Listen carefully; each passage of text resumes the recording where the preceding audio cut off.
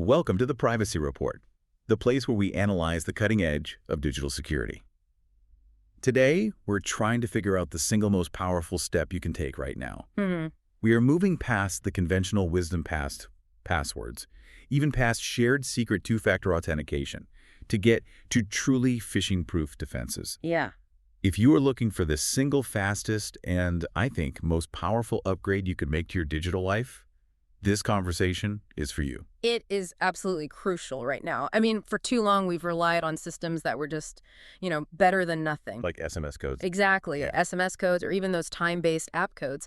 But the thing is, those methods are now failing against more sophisticated attackers. So it doesn't matter if you're just an average user trying to protect your bank account or someone in a high-risk group. Right, like a journalist, an activist, an NGO worker, you need trustworthy digital defenses that hackers simply can't trick or intercept. So the solution we're really focusing on today is the hardware security key. These physical devices, people might have heard of YubiKey or the Google Titan Key. We're seeing major tech companies push these really aggressively now. Why have they suddenly become like the central pillar of modern digital security? Because they introduce a physical requirement that it just fundamentally changes the attack landscape. The immediate core benefit is pretty simple. Okay. They dramatically reduce the risk of an account takeover because they require that a physical device is actually present. You mean physically plugged in? Or? Yeah, plugged in or tapped via NFC during the login. You are literally moving the secret from the digital interceptable realm to a physical object that an attacker just can't replicate remotely. That distinction, physical versus digital secret, that feels like what we really need to focus on. It is. It solves a huge range of problems that I think most users don't even realize they have until it's way too late. Precisely. We're really framing this whole discussion around true phishing immunity. If you're tired of worrying about every single link you click, hardware keys deliver a level of security that, honestly, it simplifies your digital life once you get the mechanics. And speaking of mechanics, if you'd like more insights on how these tools work and just the latest privacy news delivered straight to your inbox, remember you can subscribe to our email newsletter over at theprivacyreport.net. It's a great resource. Okay, so let's talk about the specific threat landscape. We know these security keys are better, but what common high-impact attacks that still plague millions of people are just, instantly neutralized the moment you register one? The list is powerful because it covers the pathways most favored by high-level criminals. First, and this is critical, they make SIM-swapping attacks completely irrelevant. Right. For anyone who doesn't know, that's where an attacker steals your phone number. Yeah, they convince your mobile carrier to transfer your number to a device they control. Then they intercept all your SMS 2FA codes, which gets them into your high-value accounts. And with a hardware key. That threat vector is completely shut down. Since the key is required, no network-based code is ever sent or intercepted. That's a huge operational hurdle for attackers. I mean, so many recovery paths still rely on SMS. It is. Secondly, and this is the key advantage we'll spend a bit of time on, they are immune to traditional phishing through fake login pages. Okay. Attackers are incredibly good at cloning websites now. They'll create a perfect replica of your bank or your email provider. You go there, you enter your password, and then, critically, you enter the 6-digit code from your authenticator app. And the attacker just grabs both. Instantly.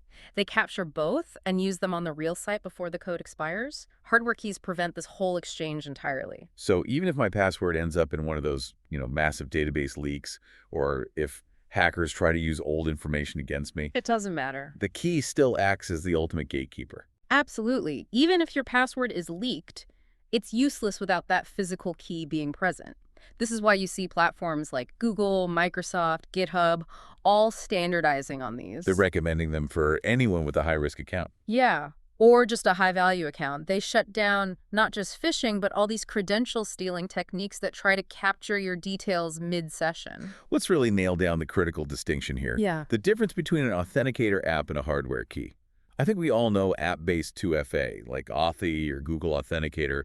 It's better than SMS. Much better. But why does it fall short compared to the hardware key when you're facing a sophisticated phishing attack? It all comes down to what we call the fundamental flaw of the shared secret. Authenticator apps use the TOTP protocol time-based one-time password. Right. It works by having a cryptographic seed, a shared secret, that's stored both on your phone and on the service provider's server. And your phone uses that secret and the current time to generate the code. Exactly. And the service verifies it using the same secret and time. The problem is that code itself is just a time-sensitive, easily replicable piece of data. So if I'm tricked into typing it into a fake website, The attacker can just relay it to the real site instantly. The secret works regardless of where you enter it, as long as they relay it fast enough. which is why we'd call those apps only partially phishing resistant, Correct. And that's not good enough anymore. which means we need to move to a system where the secret just can't be shared or relayed.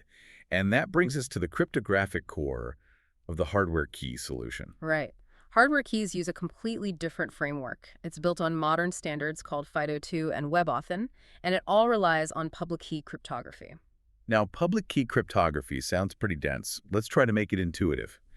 How does this fundamental shift get us to true ironclad phishing immunity? It's actually a wonderful piece of engineering. So instead of a shared password or a shared secret, the hardware key generates a unique cryptographic key pair for each service you register it with.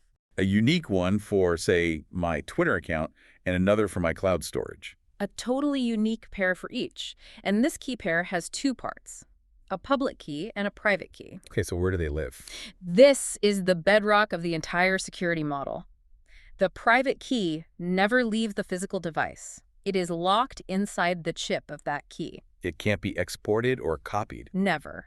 The service you're logging into your bank, whatever, it only gets and stores the public key. So when you try to log in, the service doesn't ask for a password or a code.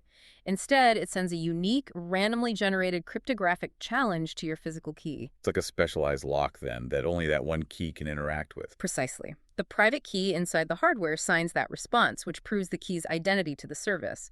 And because the private key never leaves the device, it can't be intercepted. The signature proves authenticity without revealing the key itself. So you're eliminating the reliance on passwords and those insecure recovery channels like SMS.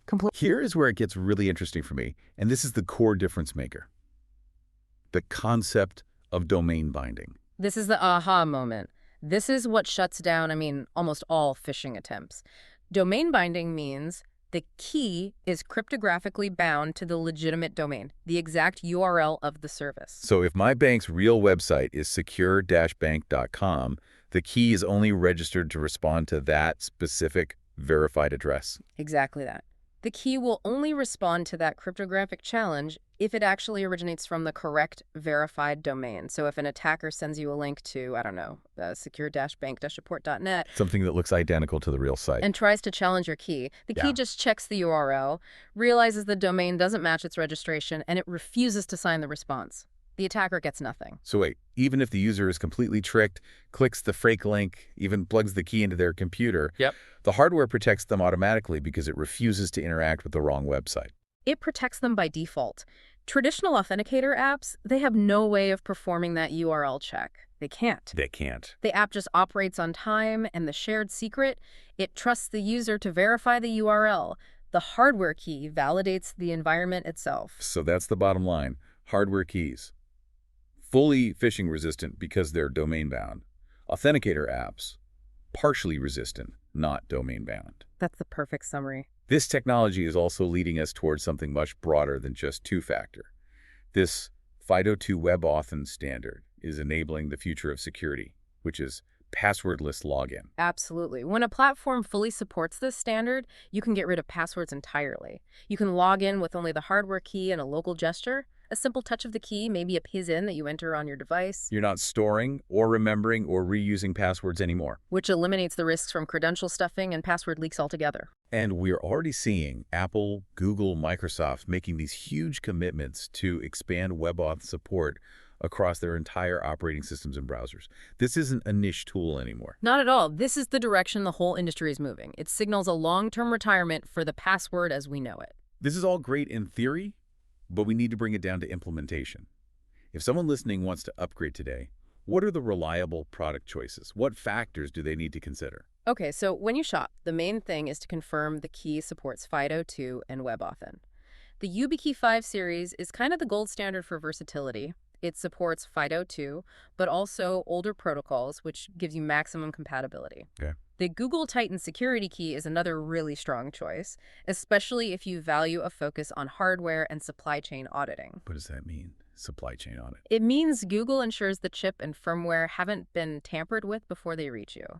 For people who prefer open source hardware, SoloKey is a reputable option, very popular with developers. But the hardware itself matters too, right? The form factor seems like it could be a massive barrier.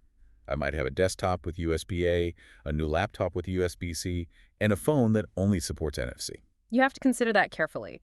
Keys come in USB-A, USB-C, Lightning for older iOS devices, and yeah, many now support NFC, which is essential for mobile. So you have to pick keys that match your daily devices. You must, because you'll need the key for every secure login.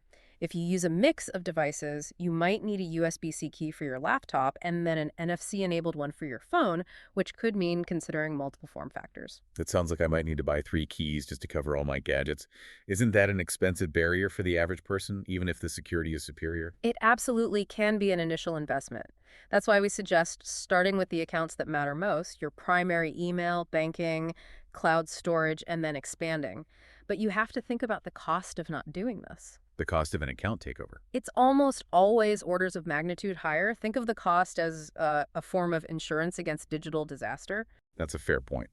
Okay, let's move to the most critical step after purchase. The setup. The biggest mistake isn't losing the key, right? It's misconfiguration or failing to enroll a backup. Yes. How do we prevent that nightmare scenario of locking ourselves out of our own accounts? This is the most crucial part. Here's the must-do checklist for resilience. First, purchase at least 2 keys. Never, ever rely on just one physical device. Okay, 2 keys, minimum. Second, register both of those keys with every single service that supports FIDO2 WebAuthn. If you skip registering the second one, it's useless as a backup. Makes sense. Third, take one of those keys and store it securely offline. In a lockbox, a home safe, a security deposit box, somewhere totally disconnected from your main devices. So 1 key on your P-ring or your desk, and 1 key in the vault. That makes the system resilient against loss or damage. What about after they're enrolled? If the account allows it, you need to disable those weaker, interceptable authentication methods. Specifically SMS. Specifically, SMS recovery or email-based links. Do this after confirming your hardware keys are working flawlessly. An attacker will always target the weakest link, so if SMS is still an option, that's where they'll strike. And finally, Test the login flow on all your devices, mobile, desktop, tablet. Make sure the NFC or the USB connection works seamlessly before you rely on this new setup entirely. that testing step is so essential. It also makes you think about recovery. What happens if I do lose both my primary key and my backup? Unfortunately, losing both means you are relying on the platform's highest security recovery method, which varies. So like those printed out recovery guides. Right. Google might use trusted devices or recovery codes you printed out. Apple has recovery keys or trusted contacts. The thing is, hardware keys dramatically reduce the chances of needing recovery from an attack, but they do make self-recovery from catastrophic loss a little harder. So the only defense is just diligent storage of those codes and the backup key. That's it. So while these keys dramatically raise the cost for any attacker, they mitigate phishing, credential leaks, SIM swapping. They do not replace basic security habits. Right. They're not a silver bullet. Correct. You still need strong device security, you still need to keep your OS updated, and you still need to be aware of your digital environment. But they solve the single greatest vulnerability today. The human element being phished. Exactly. So if we connect all this to the bigger picture, and we consider that the private key never leaves the physical device, and that FIDO2 inherently validates the domain before it signs a login request. This raises a pretty important question for you to think about. Okay. What does this widespread adoption of phishing-resistant, domain-bound keys imply about the future necessity and maybe the structural role of our traditional software-based password managers? So will the need to secure a complex master password just be replaced entirely by the security of the physical key itself? That's the question. That is something truly fundamental to consider, especially as this passwordless future seems to be arriving much sooner than most of us anticipated. For now, we want to encourage you to take that first recommended step. Enroll a primary and a backup hardware security key on your highest value accounts today. It really is the most impactful move you can make for your digital security this year. Thank you for tuning in and joining us for this crucial conversation on the cutting edge of authentication. If you found this useful, please remember to like and subscribe to the Privacy Report wherever you get your audio. Thanks for listening. This episode was made with the assistance of AI.